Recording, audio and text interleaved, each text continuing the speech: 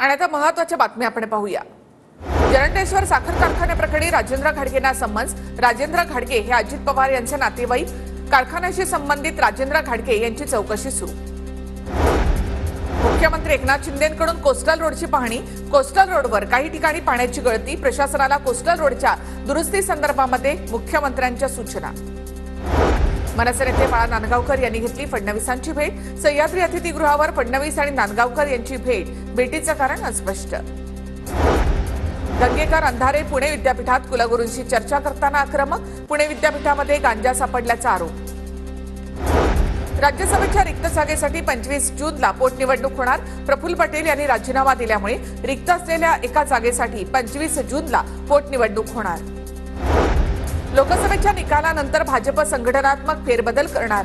लोकसभेमध्ये काम न केलेल्या पदाधिकाऱ्यांना घरचा रस्ता दाखवणार। आमदार खासदारांप्रमाणे पदाधिकाऱ्यांचे देखील रिपोर्ट कार्ड तयार केलं जाईल। मुंबई शिक्षक मतदारसंघासाठी शिवाजीराव नलावडेंना उमेदवारी। अजित पवार गटाकडून मुंबई शिक्षक मतदारसंघासाठी उमेदवारी जाहीर। सरकार एसीमध्ये कुल बियाण्यांसाठी शेतकऱ्यांची दिशाभूल। ट्विट करत विजय वडेट्टीवार यांची सरकारवर टीका।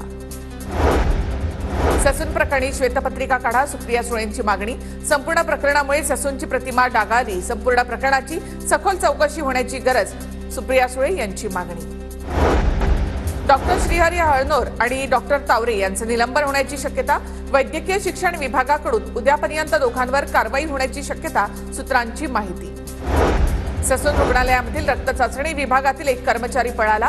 पोलीस ताब्यात घेतील या भीतीने कर्मचारी पळाल्याची माहिती।